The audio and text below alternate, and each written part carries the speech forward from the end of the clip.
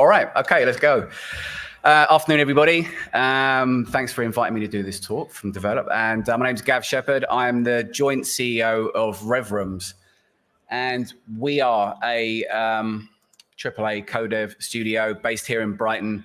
We've got a team of audio designers and coders that work mainly on big games, but also smaller games as well. And these are some of the games we're currently working on. And we're halfway through our 4th year in operation. So I've been in games audio for 33 years, which is longer than most of you have been alive. But this goes back to point-and-click CD-ROM games with 8-bit sound. Very, very difficult to understand anything.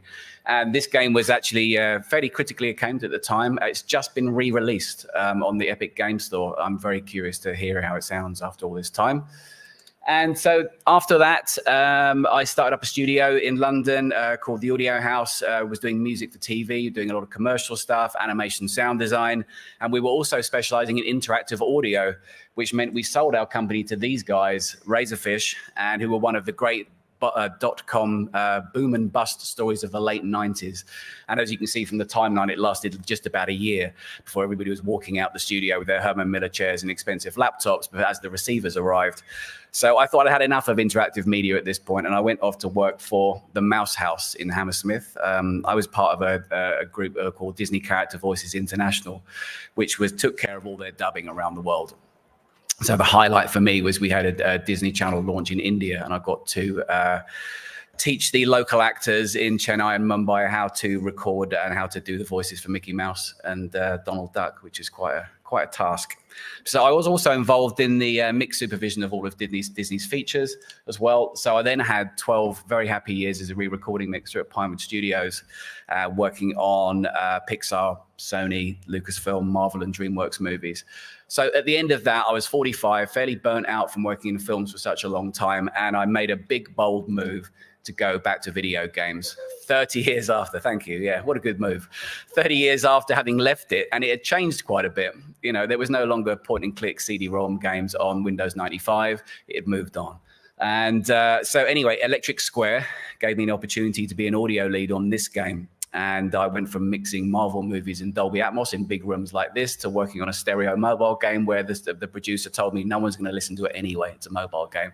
So it's a bit of a blow to the ego, right? But anyway, I had a fantastic, great 3 years there working there, met a lot of good people, and I learned an awful lot about collaborating and developing games, working with other disciplines. And I also met these two geniuses, Gwen Raymond on the left and Andy Gibson on the right, and who are my partners in relevance. So we started off 3.5 years ago on Brexit Day during lockdown. So if you can get your business going through that, then you're probably going to be okay. So we started building our own studios. We are a bootstrapped kind of business, which means we're not sort of backed by some enormous dark entity of private equity. It's just us. So we grew very organically, and every time we had a new project, we brought in another member of staff, and we were able to grow and build more things. And as an audio studio, we have these lovely audio suites as well. So we went from Andy, Gwen, and I, 2021, to this bunch, 35 people. This was developed last year, and we're very proud of that.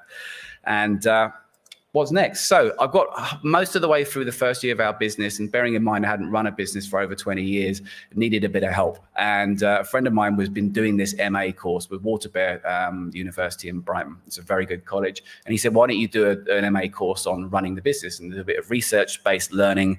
And so I signed up and went down the rabbit hole of research and learning on leadership and culture. And there are hundreds and thousands of books and articles on these subjects. You really can lose yourself in it. And that's exactly what I did. So I ended up in this sort of analysis paralysis thing where couldn't really quite work out who I wanted to be, and almost taking yourself a bit too seriously as well. And so as part of the dissertation, what I decided to do was to reach out to a bunch of industry leaders and game CEOs and say, well, how do you do this? How did you get your business from 3 people to 10 to 20? All this sort of journey. And that actually was the real magic bullet here. It was a really good move, enabled me to have all this sort of critical analysis as well. And on the left here is what's called the thematic coding of all my dissertations, all the interviews I did with these guys, all out there encoded into different subjects. And that was my deadlines for the dissertation. So what it was why was I doing this in the first place? It was really because I kind of wanted to do it well. I wanted to have a company that meant something, and I wanted to know why we're doing it, what the vision was, and are we doing it purely to make money, or is there some sort of cultural element to this, or community aspect? So. And then years later, I ended up looking like this, which was quite nice. So having left school at 16 with no qualifications, this was quite a good move at 52 to finally get some qualifications. So the big question I'm going to kind of cover in this in the next 20 minutes before lunch is how to scale, from a small company to a slightly medium-sized company without ballsing it all up, basically, because it's quite easy to do, and I've seen it happen. And so there is a conscious way of doing things. And when there's 5 of you in the studio, you know everything about each other, you know what their partners' names are, what their kids' names are, what they have for lunch, all this sort of stuff. It's really, I hate to use the word family because it has very toxic connotations in companies, but, it was a really nice bunch of people. But it is going to change as you grow. So how does it change, and what can you do about it? What role can you play in that? So I'm going to cover these 5 subjects fairly quickly. But the real thing is like the summary that I got from the learning, from all the books, the academic stuff, what I learned from the industry leaders that I'd interviewed, and how that all fits together, and then how we put it into practice. So culture, what does it mean, and what do the books say? This is the first part of this, but as an example, I turned up at Electric Square in 2018, having been in films for most of my career, where the culture was quite different. And anyway, I turned up at 6 p.m. for my interview, and there was no one there. And I asked the guy, "Well, where is everybody?" And he said, "They've all gone home. This is what we do. We work core hours, and everybody goes home." And I was really shocked by that, because we worked 16-hour days in the movies. It was a real sort of macho culture of long hours. That's just what you did. So. And when I came to start working for them, I was really struck by the vibe there. I couldn't quite put my finger on what exactly it was all about, but it was supportive, it was dynamic, it was collaborative, it was young. I was the oldest person there by some distance. But it was like I was trying to work out what it was, what this sort of essence was. Is it the perks? Is it the fridge filled with kombucha? Is it the free breakfast? Was it the wellness benefits? All this sort of stuff. But those are perks, and there is a difference between culture and perks, and this is what I want to kind of look into. And when I asked the interviewees, the other CEOs about culture, this is what they came up with. It's about empowering people. It's about making people feel valued, and it's allowing them to ask questions, have an open sort of place. And so that's one of the things we've really tried to work hard in is transparency. I mean, you can't tell everybody in the company what goes on behind the wizard's curtain the whole time. They don't really need to know everything. But there is, to have people feel involved, to give them a voice, I think is incredibly empowering.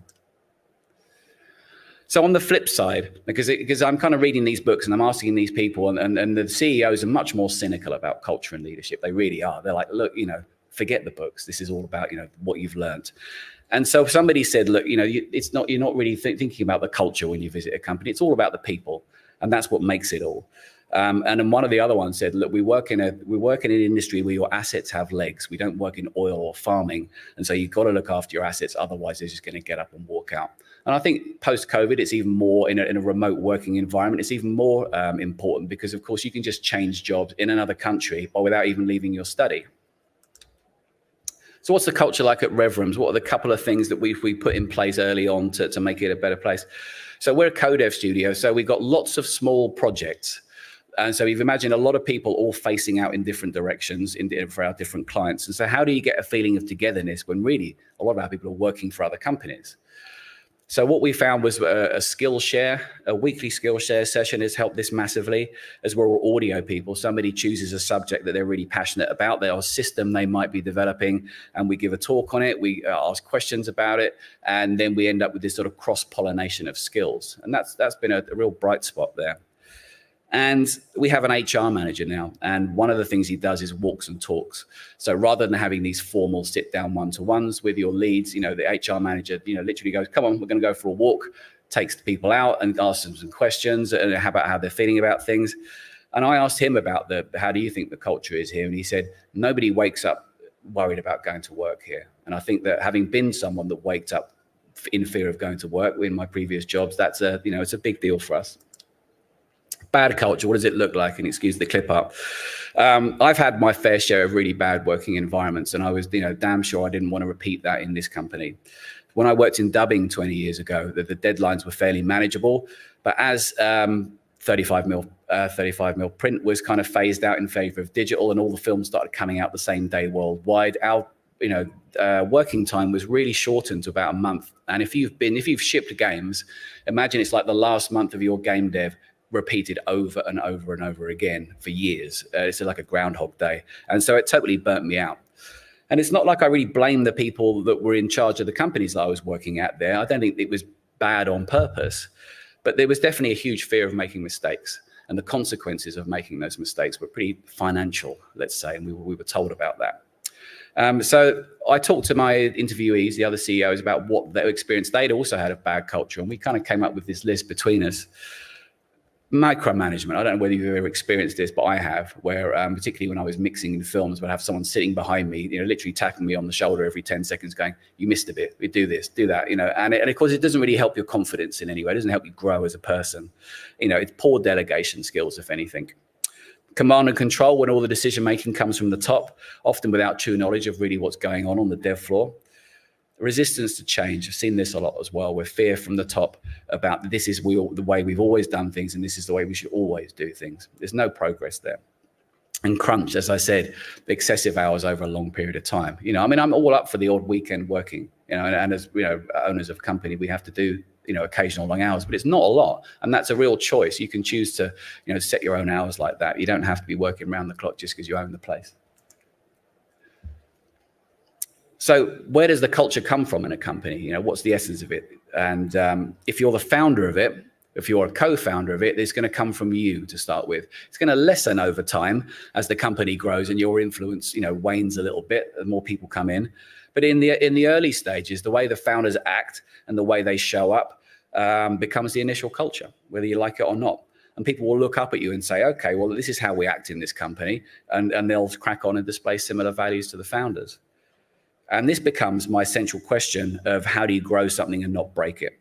So I'm going to have a quick look away from games at three interesting examples where I think that the founders have created a strong culture, for better or for worse. So you may be familiar with these guys. They make keys and they repair shoes. It's a fantastic British brand. It's been going for 150 years. And John Timpson, the old guy on the left there, invented this thing called upside down management, where he puts the team right at the center of all the decision making. He also fostered 90 kids along with his wife as well. So he's a bit of a legend, this fella. His son, James, on the right, took over the business in the 90s. And he visited a prison as part of his work one day. And he decided then to start proactively hiring people that were ex-offenders. And he has a 75% retention rate from those people that have been released from prison and come and work at Timpson's, which I think is huge. They also have free holiday homes for their staff and foster families. They give interest-free loans. It's a really altruistic company. So beyond that, what is it really saying? What's the relevance to my thing is like it's trust and a feeling of safety. That's the central thing to it. And in terms of trust, if you're literally giving ex-criminals the keys to the till, it does have to, it shows a lot of trust.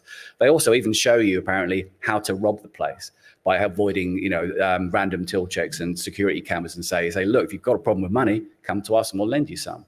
And I think that's a really powerful example of strong culture emanating from the people who founded it. Bit closer to home, I'm a Brighton fan. I'm born and bred here. And so Brighton has a really interesting culture. It's not really about the football. This is about how it all works internally. They hire young, progressive, innovative people in leadership and coaching roles. The players they buy are young and have a real personality about them, and don't have huge egos. And their whole recruitment pipeline is data-driven, and what it allows them to do is to overachieve with less money. And I think that all comes from this guy, Tony Bloom. And so they would never, if you like, hire an old kick and rush football manager or hire Cristiano Ronaldo. What it says there is like, actually, the point is hire the people that fit in with your culture of what you want. So you fancy working for this guy? Maybe, maybe not. But apparently not a lot of people in tech do either. He had real trouble hiring tech people and coders because they didn't want people with liberal values. Maybe you'd be in no doubt where the culture came from if you went to work for them. It's going to come from him.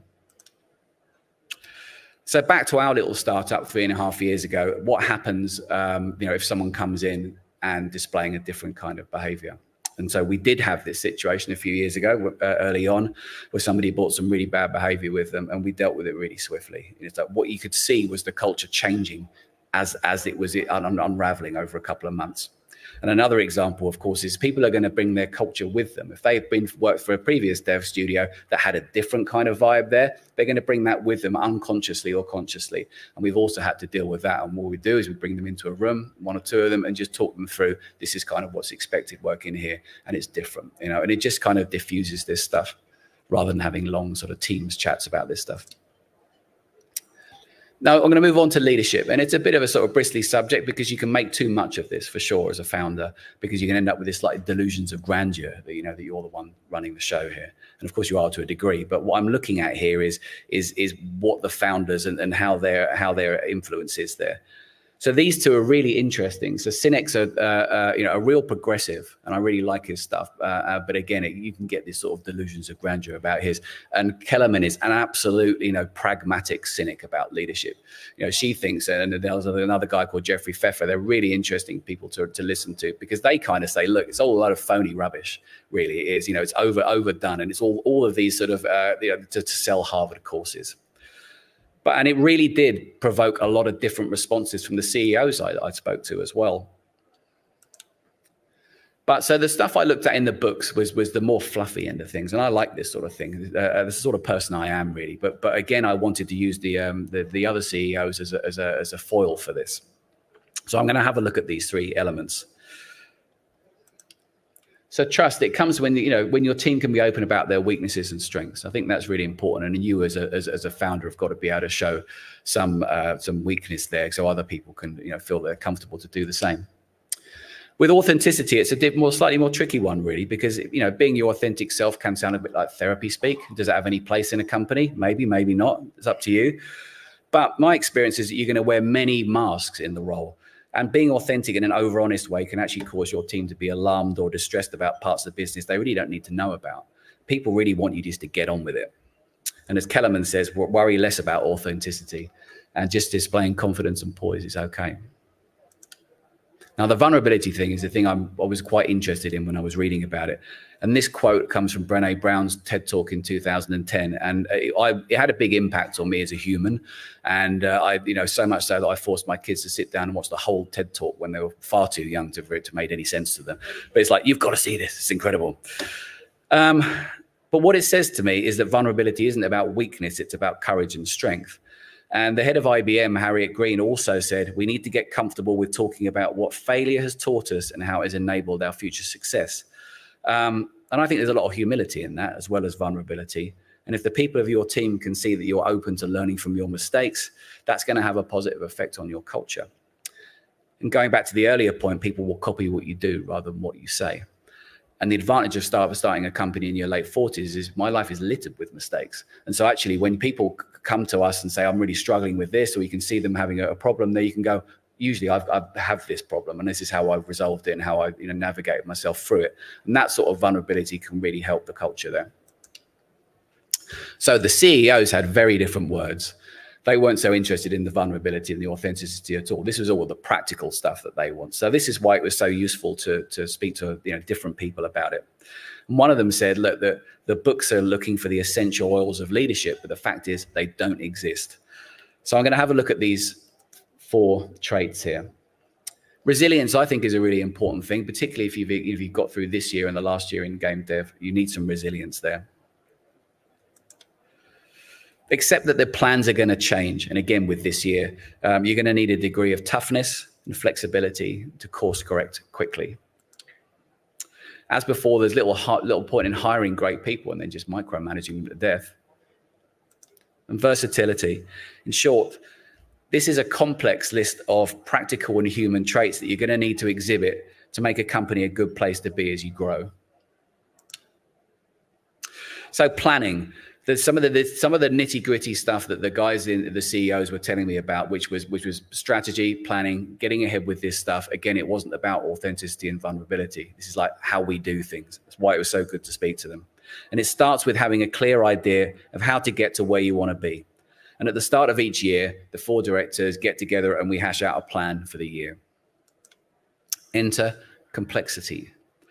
And this is a really annoying phrase. It's like there's something your parent might say to you. It's like, it's nothing simple. It's all complex. You've got to get used to it. But you do. It's actually really, really important. It's difficult for me because I really like to be able to reduce difficult things into a simple solution.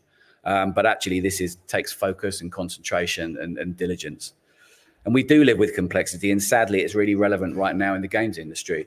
A lot of us are experiencing a year of difficulty, of having to adapt to the downturns, the layoffs, cancelled projects, and studios shutting their doors. And the flexibility and versatility mentioned before comes in really useful here. So if you've got to get living at, good at living with complexity, how best to do this and navigate this at a growing company? So we spoke to the CEOs and I said, well, okay, what do you need? A 1-year plan, a 2-year plan, a 5-year plan? How's this going to work out? Most of them said a 1-year plan, simple enough, because what's going to happen is you won't know what the year 2 looks like until you're way into year 1. And so for us this year, our plan was completely derailed by a cancelled project. We had to make a decision about how to deploy our resources that we had. So we made a call to develop a suite of tools that we'd wanted to do for some time, but we didn't have the gaps in our schedule. It also gave us an opportunity to assess what else we could do in terms of services. So what sort of projects do you want to take on? You might not think this is going to affect your culture, but it will. Surely you just want to accept everything that's offered to you. And for us, this wasn't the case because we wanted large-scale, long-term projects to start with, and we just pursued this type of work. And as an audio studio, the smaller projects just don't have the budget for outsourced audio. However, halfway through year 2, we started to take on interns, and the smaller projects became really perfect for us for training our younger team members with our supervision. And the other question to ask is, what do you do if a large studio comes your way with a pot full of money but says you're going to have to crunch through this? And that's a question you're going to have to answer around your culture. One of the points the interviewees agreed with, and I agree with too, is that not having all your eggs in one basket if you're a co-dev studio. When we started, we had 2 projects with one client, and then one of those projects expanded, and at one point, that client had 75% of our people on it, which is kind of good for the growth, but it's really risky. So we aimed in year 2 to reduce this to 25% as we won more projects and grew the studio, and by year 4, we had 10 projects. So when the inevitable happened this year and we lost a couple of projects, we could survive the fallout. Hats. When you're starting a company, you've got to wear all the hats, you've got to spin all the plates. There's a lot to do. And there's only so much of you to go around. And if you're going to avoid burnout, like I had in my mid-40s, you've got to do something about it. You can wing it when there's 3 or 4 of you, but you can't do, in order to create and keep a healthy environment, you've got to get your processes and people in place, either to reduce your workload. And at the start of it, the 3 founders handled biz dev, HR, IT, payroll, production, purchasing, hiring, contracts, IT policy, decorating and cleaning the studios, grocery orders, all on top of managing teams and being billed out to clients on projects. So you can only sustain that for so long. One of the questions our HR manager asks the team members in his one-to-ones is, are the directors visible and available? And you can't be available and visible if you're wearing all the hats. So when we started, we were all billed out, the 3 founders, at 100% on projects, again, which I've just mentioned was fairly unsustainable, but it was essential in the first year to keep afloat. As a bootstrap kind of startup, we're not like leveraged by loads of different, private equity. We've just got to earn money, spend money, earn money, save it, and then hire more people, build more rooms as we did. But what we did was to add these sort of support functions a lot earlier than we expected. We invested in them to free us up to run the company more effectively. And this was one of the most important decisions, and it had a really direct effect on the culture of the place. So when you're the bottleneck, when everything has to go through you, it's going to grind to a halt eventually. So acting big was what we did to grow in a way that was in line with our strategy. And it's very easy in the early days to say we don't need that yet, or let's just do it ourselves. But all the CEOs I spoke to were really clear on this. They said there comes the tipping point when you're going to need HR, production, IT, and bookkeeping, etc. Whether that's at 10, 20, or 30 people depends on your growth strategy. So our HR manager was originally Zilla the dog. Didn't take a lot of wages and made some very good decisions, but we did replace her with San. So the hiring of San, initially part-time, was a game changer for us. From that point on, we could say this is the kind of company we want to be and allow him to implement those changes and ideas. And there's a lot of policy, contracts, staff handbooks that need writing that we would never have got round to if we were doing all this work on our own. So at the end of year 2, because we now had the capacity to deal with red tape, because Sam was on board, we could go to the Home Office and we use the be able to do tier 2 sponsorship visas. So we could bring people in from other countries. We could bring interns in from other countries. And so we went to Belgium and kidnapped a couple of coders from the university. And the hire of our HR guy unlocked us to grow much quicker and open our doors to a wider pool of people. The second round of hiring that really changed who we were at Revrums was hiring a team of leads. People who could not only lead project teams, but were capable of mentorship across the whole studio. The result, it freed us up to concentrate on growing the business. By planning for this and implementing it, we could reduce the founder's billable time to 50% maximum by year 2. Surely we could have made a lot more profit by spinning the plates ourselves for another year. But what would have suffered would have been the thing that we were trying to preserve the most, which was the culture and the vibe of the place. So can companies have values, or is it all values just for people? I mean, have you ever visited a company or started at a company on your first day and there's a list of values on the wall and your heart just sinks? Because it's all these words like collaboration and integrity and innovation and honesty and passion. And the problem I have with this is that who wouldn't have these as values? It almost seems a bit fake. So part of the dissertation was for me to look at this, was to have a look at mission statements along with these visions and values. And I did ask the CEOs, and one of them did say the same thing. He said, look, people have values, not companies. And I kind of disagree, because I do think values as a company are pretty important, but they should probably be a bit less contrite than the ones I mentioned earlier. But he did make a good point, one of these guys, where he said that companies need to be more ruthless than people. You have to be specifically driven towards your purpose and goal, and the values can come later. Lastly, and I think this is a perfect example of pragmatism with values. So Channel 4 famously had a massive manual on its values, and the new CEO came in and scrapped it, replacing it with 4 words. And those 4 words were, don't be a dick. And I think that's all that needs to be said on values. So everything that I've covered really just scratches the surface of a really fascinating subject to me, and how to look after something valuable when you've created it. So my advice would be, go and read these books, but also, more importantly, go and find your mentors, go and speak to the people that have done it and lived this and that could be able to help you, because it just takes asking. So that's it. Thanks so much for your time. Enjoy your lunch. And that's it. Thank you.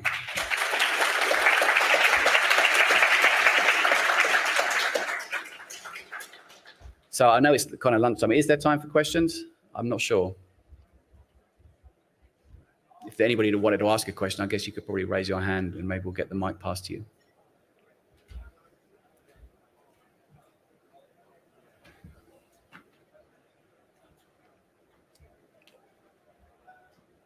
Thanks. Well, good. Okay.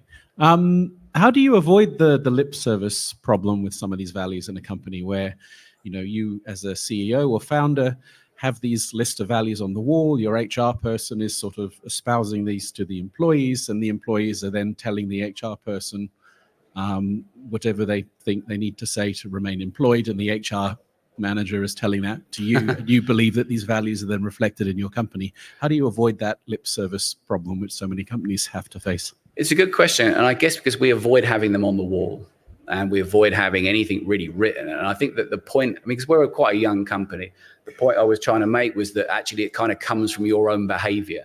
So the values that we kind of espouse as human beings, as the founders, has kind of trickled down, and the HR manager kind of reinforces that in some way. But we don't really have a written down list. It might be something we develop a bit further down the line, because as you get bigger, you might want that in the staff handbook so people can go at interview stage, oh, right, this is what this company is about. But when we were interviewing people, that's quite a part of the process. We say, this is the sort of thing you're coming into here. Is this something you're comfortable with? But yeah, it's not something that we kind of use to beat people over the head with. Anybody else? Fabulous. Okay, well, that's it then. Go and get some lunch. Thanks.